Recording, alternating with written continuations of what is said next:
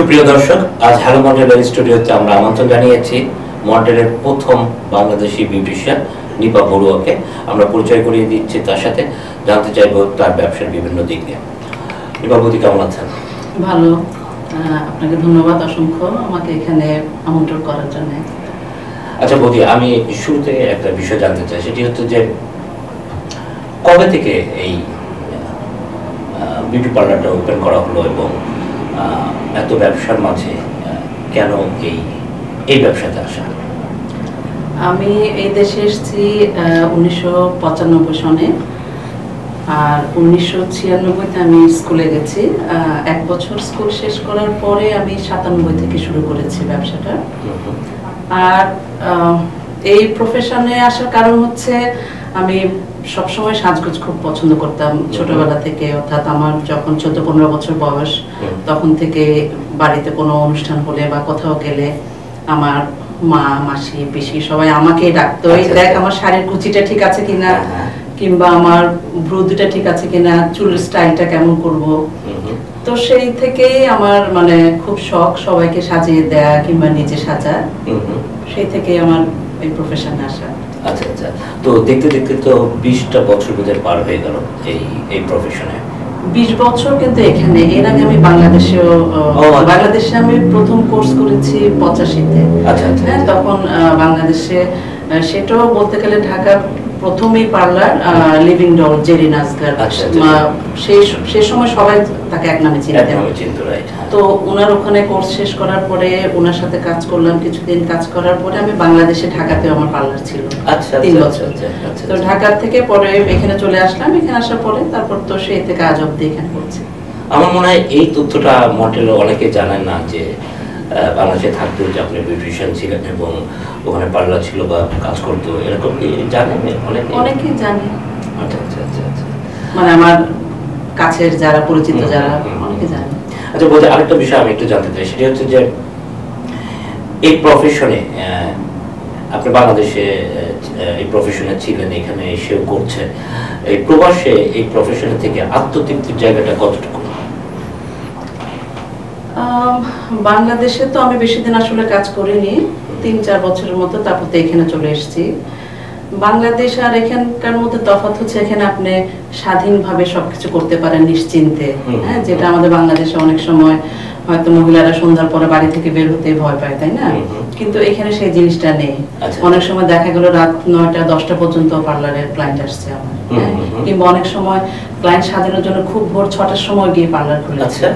হ্যাঁ, সো ভালো, এখানে কাজ করে অনেক মজা। আচ্ছা আচ্ছা আচ্ছা, যেমন আমরা যারা অ্যাকাউন্টিং করি তাদের হলো ট্যাক্স সিজনের সময় তাদের আমরা বলি হাই সিজন, যারা বুড়ি ব্যবসার সাথে আছে ঈদের আগে দিয়ে তাদের হচ্ছে হাই সিজন। পার্লারের ক্ষেত্রে কোন সময়টা হাই সিজন? আমাদের হাই সিজন হচ্ছে প্রথমত ঈদ, দুইটাই, রোজার ঈদ আর কোরবানির ঈদ, এই দুটো তো অবশ্যই হাই সিজন। আর একটা হচ্ছে ক্রিসমাসের সময়, সেইটা হচ্ছে হাই সিজন আবার এই দেশে, বাংলাদেশে না। এখানে ক্রিসমাসের সময় অনেক ভিড় হয়। আচ্ছা আচ্ছা আচ্ছা, আর পূজার সময়? হ্যাঁ, পূজার সময় তো অবশ্যই, পূজা, ঈদ। আচ্ছা আচ্ছা আচ্ছা, আপনি বলছিলেন যে পূজার সময় বলতে মেইন বড় পূজাটা দুর্গা পূজার সময়, বাকিগুলোতেও আসে, কিন্তু দুর্গা পূজার সময় অনেক ভিড় হয় আর কি। আচ্ছা আচ্ছা, এই কারণে কি ভোর 6টার সময় পার্লারে যেতে হয়, রাত 10টার মধ্যে কাজ করতে হয়, ওই সময়গুলোতে বোধ হয়? না, ওই ভোর 6টায় সাধারণত অনেক সময় আমার কাছে তো বিভিন্ন দেশের ক্লায়েন্ট আসে, অনেক ইন্ডিয়ান ওয়েডিং যেগুলি করি, ওখানে পাঞ্জাবিদের ওদের 9টার মধ্যেই সব পরিপাটি করে ওদের মন্দিরে থাকতে হবে, টেম্পলে। হ্যাঁ, সো ওই ক্ষেত্রে বউ সাজে, বউয়ের সাথে আরো কয়েকজন আসে। সো সবাইকে যদি আমি শুরু করি আমার ভোর 6টা থেকে, অনেক সময় 5টা থেকেও শুরু করি। আচ্ছা আচ্ছা, কেন আমার 9টার মধ্যে শেষ করতে হবে তাদের। আচ্ছা আচ্ছা আচ্ছা আচ্ছা, আপনার তো ক্লায়েন্ট আছে বিভিন্ন কমিউনিটির, কোন কমিউনিটি? বাংলাদেশিটাই কি ম্যাক্সিমাম আপনার ক্লায়েন্ট নাকি অন্য কমিউনিটি? আমার আসলে মন্ট্রিয়ালের মধ্যে যত কমিউনিটি আছে সবই, বাংলাদেশ, ইন্ডিয়া বলেন, পাকিস্তান বলেন, ফিলিপিনো বলেন, ইভেন যে ব্ল্যাক যারা আছে, কালো, তারা সব দেশের লোকরা আসে। এর মধ্যে কি পার্সেন্টেজ যদি হিসাব করি তাহলে কি বাংলাদেশিরা বেশি আসে? বাংলাদেশিরা বেশি আসে।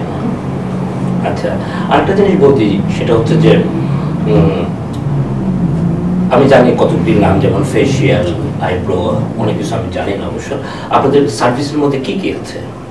সার্ভিসের মধ্যে তো যেমন আমারটা শুধু হেয়ার ড্রেসার না, আমি সাথে অ্যাস্থেটিশিয়ান সহ আমি। আচ্ছা আচ্ছা। সো এক্ষেত্রে চুলের কাজ সবকিছু, তারপরে আপনার ফেশিয়াল করা, মেকআপ, ওয়াক্সিং, ম্যানিকিউর, পেডিকিউর, অর্থাৎ যত রকম সার্ভিস থাকা দরকার সবগুলি আছে। সবগুলি আছে, ভেরি গুড। আর একটা জিনিস, যেমন এখানে ডেন্টিস্টরা বলে যে প্রতিটা মানুষের প্রতি 6 মাসে একবার দাঁত ক্লিন করা উচিত।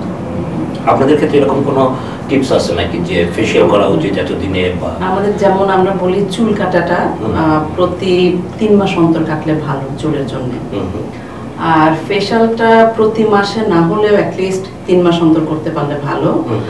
আর এই ক্ষেত্রে আমি বলবো ফেশিয়ালের চেয়েও প্রতিদিনের চর্চা, যেটা অর্থাৎ রাত্রে শুতে যাওয়ার আগে ক্লিনজিং মিল্ক দিয়ে ক্লিন করা, টোনার লাগানো, নাইট ক্রিম লাগানো রাতে, আর দিনের বেলা ডে ক্রিম, প্রতিদিনের চর্চাটা হচ্ছে মোস্ট ইম্পর্টেন্ট। আচ্ছা আচ্ছা আচ্ছা। একটা মহিলা যদি সেই কাজটা করে প্রতিদিন, ওই ক্ষেত্রে তার ফেশিয়াল ইভেন 3-4 মাস 6 মাসে করলেও কোনো অসুবিধা নেই, প্রতিদিন যদি সে ক্লিনটা করে। আচ্ছা আচ্ছা আচ্ছা। আচ্ছা, এই ফেশিয়ালের বিষয়টি, এটা কি শুধুমাত্র মহিলাদের জন্য না পুরুষদেরও প্রয়োজন হয়? পুরুষরাও করতে পারে এবং অনেকেই, হ্যাঁ অনেকেই করে। আপনারা কি শুধু মহিলাদেরকে সার্ভিস? আমাদের শুধু মহিলাদের জন্য। শুধু মহিলা। আচ্ছা আচ্ছা আচ্ছা। আচ্ছা বৌদি, আপনি তো 20 বছর ধরে এই প্রফেশনে আছেন, কোনো মজার ঘটনা বা কোনো তিক্ত অভিজ্ঞতা? ঠিক মজার ঘটনা বলবো না, যেমন আমি তো কাজটা শেষ করে আসলাম এখানে। আজকের একটা কথা বলি, যেটা আমার মানে কি বলবো, আমার একটা এক ভদ্র মহিলা, বয়স্ক 80 বছর বয়স, ওনার অ্যাকচুয়ালি 80-র উপরে, গত 10 বছর ধরে আমার ক্লায়েন্ট সে। তো সে পুরো ফেসটা সে ক্লিন করে, থ্রেডিং করে, হ্যাঁ, মাসে একবার সে আসে। তো প্রত্যেক মাসে আসে, ভালো মতো হাঁটতেও পারে না, কিন্তু সে লাঠি ধরে ধরে আসে। কিন্তু আজকে প্রথম সে অর্ধেক পর্যন্ত সিঁড়ি দিয়ে উঠে তারপর সে চিৎকার করে আমাকে ডাকছে। আমি তো শুনছি না, কারণ হেয়ার ড্রায়ার চলছে। পরে আমার পাশে এক মহিলা থাকে, সে সেলাই করে আর কি, সে আমাকে এসে ডাকলো যে তোমাকে কে একজন ডাকছে, গিয়ে দেখো। দেখে সেই মহিলা অর্ধেকের মধ্যে উঠে দাঁড়িয়েছে, সে আর উঠতে পারছে না। আচ্ছা আচ্ছা আচ্ছা। পরে আমি গিয়ে তাকে ধরে ধরে তুললাম। তো একটা ব্যাপার হলো, কত সচেতন এই দেশের যারা আছে, সে ফ্রেঞ্চ কুইবেকোয়া। তো তাকে আমি পরে ধরে এনে বসালাম। বসানোর পর তাকে আমি এটাই জিজ্ঞেস করলাম যে দেখো, নেক্সট মান্থে তুমি যদি আসতে না পারো, তোমার বাড়িতে গিয়ে আমি তোমার কাজটা করে দিতে চাই। সে বলে কি না, তুমি যদি বাড়িতে এসে আমাকে কাজটা করে দাও, আমি আরো পঙ্গু হয়ে যাবো। আচ্ছা আচ্ছা। বেটার আমি এখন থেকে এইভাবেই আসবো, আমি হাফ ওয়েতে এসে আমি তোমাকে ডাকবো। কারণ কি জানেন, বেচারা ফোনও করতে পারে না, ভালো করে চোখে দেখে না, কিন্তু তারপরে দেখেন কত সচেতন সে। এই জিনিসটা নিয়ে ভাবছিলাম আজকে, মানে কাজের পরে, কাজের মাঝখানে এসেছিল সে। আচ্ছা বৌদি, এই যে সচেতনতার কথা যে বললেন, সেক্ষেত্রে আমাদের বাংলাদেশি কমিউনিটিতে বাংলাদেশি মহিলা বা মেয়েরা কতটুকু সচেতন তাদের সৌন্দর্য চর্চায় বা শরীর চর্চায়? বাংলাদেশে তো আজকাল মানে বাংলাদেশিরা এত এগিয়ে গেছে, আমি বলবো 90% বাংলাদেশি মহিলারা খুবই সচেতন। আচ্ছা আচ্ছা চর্চার ব্যাপারে। এবং বাংলাদেশি কমিউনিটিতে মহিলা এবং ইয়াং জেনারেশন কোন পার্সেন্টেজটা বেশি অ্যাজ এ ক্লায়েন্ট হিসেবে? অবভিয়াসলি ইয়াংরা তো বেশি, ইয়াংরাই বেশি আসে। আচ্ছা, ইয়াংরা বেশি আসে, তারপর মাঝ বয়সীরা, এরপরেও কিছু আসে হয়তো 70 হয়ে গেছে বা 65 হয়ে গেছে, এই বয়সেও আসে। আচ্ছা আচ্ছা, ওইটাই বলছি, মানে আজকাল অনেক সচেতন সবাই। আচ্ছা আচ্ছা আচ্ছা বলছি, আরেকটা বিষয় আমার একটু জানার ইচ্ছা, সেটা হচ্ছে যে আমরা যখন কোনো স্টোরে যাই, বিশেষ করে স্টোরগুলো কসমেটিক সেকশনে যখন যাই, তখন দেখি যে খুব সেজে গুজে সুন্দর, খুব প্রেজেন্টেবল হয়ে সেলসে কাজ করছে। তো একজন বিউটিশিয়ান হিসাবে এটা নিশ্চয়ই জরুরি যে তাকে খুব প্রেজেন্টেবল হয়েই থাকতে হবে ক্লায়েন্ট সার্ভিস দেওয়ার জন্য। হ্যাঁ, এটা তো অবশ্যই জরুরি। যেমন আমি আপনাকে একটা এক্সাম্পল দিই, এই যে মনে করেন আমি একজন ডেন্টিস্ট, হ্যাঁ, আমি এইভাবে শাড়ি টাড়ি পরে আমি কি দাঁত তুলতে যেতে পারবো? মোটেও না। কিংবা আপনি ধরেন একটা লয়ার কোর্টে যাবে, সে কি ফতোয়া করে যেতে পারবে? কখনো না। সো প্রত্যেকটা পেশার ক্ষেত্রে তার পোশাক আশাক সাজসজ্জা তাকে ওইভাবেই করতে হবে। আচ্ছা, যার যার পেশা অনুযায়ী। জি, বলছি আপনার কাছে আমি একটা শেষ কোশ্চেনে যাব, সেটি হচ্ছে যে এখানে মন্ট্রিয়ালে আপনার মন্ট্রিয়ালেই তো 20 বছর হয়ে গেল এই ব্যবসায়, বাংলাদেশেও করেছেন, অনেক অভিজ্ঞতা আছে। কখনোই কি কোনো, আপনি যেমন একটা ঘটনা আজকে বললেন, এমন কোনো ঘটনা আছে যেটা আপনাকে খুব কষ্ট দেয় এই প্রবাস জীবনে, এই এই পেশায় থেকে? হ্যাঁ, কষ্ট এটাই যে দেশে যারা আছে, মানে পরিবারের মানুষরা সবাই, এখানে বলতে গেলে আমি একাই আছি, কিন্তু আমার পরিবার, আমার বোনরা, বাবা মা, আত্মীয় স্বজন সবাই বাংলাদেশে। আজকে মানে এটাই মনে করি যদি আমার পার্লারটা বাংলাদেশে থাকতো, কিংবা আমার বোনরা, আমার আত্মীয় স্বজন যারা আছে কাছের, যারা এখানে থাকতো, আমি আরো অনেক হেল্প পেতাম ব্যবসায়। ওই জন্য ফ্যামিলির লোকরা যদি কাছে থাকে তাহলে ব্যবসাতে মানে অনেক অনেক সুবিধা হয় আর কি, নিজের লোকরা থাকলে। যেমন আমার এক বোন, সেও বিউটিশিয়ান, কিন্তু সে এখানে থাকে না, সে থাকে হিউস্টনে, টেক্সাস থাকে সে। তো মাঝে মধ্যে চিন্তা করে আসলে সে যদি এখানে থাকতো আমার আজকে অনেক বড় হেল্প হতো। তারপর আমার আরেকটা বোন আছে বাংলাদেশে, সেও অনেক ভালো সাজগোজ এগুলো করতে পারে, সেও দূরে আছে। এটাই মাঝে মধ্যে খুব কষ্ট হয় যে ফ্যামিলির লোকরা দূরে আছে। আচ্ছা আচ্ছা আচ্ছা, না এটা খুবই স্বাভাবিক। আর আমি যতটুকু জানি যে আপনার মধ্যে 2টো ব্রাঞ্চ আছে বোধহয় মন্ট্রিয়ালে, সেই ব্রাঞ্চগুলোর অ্যাড্রেস এবং ফোন নাম্বার যদি আমাদের দর্শকদেরকে একটু জানাতেন। আমার একটা ব্রাঞ্চ আছে প্লামডন মেট্রো কাছে, 4755 ভ্যান হর্ন, রুম নাম্বার 105।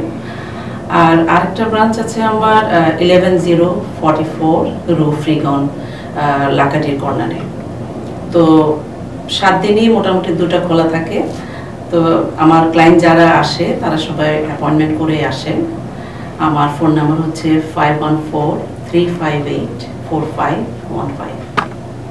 বৌদি, আমাদের স্টুডিওতে আসার জন্য আপনাকে অসংখ্য ধন্যবাদ, এবং আগামীতে কোনো এক অনুষ্ঠানে আবার আপনাকে দেখতে পাবো এই প্রত্যাশা রাখি, এবং বেশি বেশি করে এনআরবি দেখবেন, বেশি বেশি করে হ্যালো মন্ট্রিয়াল দেখবেন। অনেক ধন্যবাদ। আপনাকে ধন্যবাদ, এবং এনআরবিতে যারা আছেন তাদের সকলকে জানাচ্ছি আমার অনেক অনেক শুভেচ্ছা।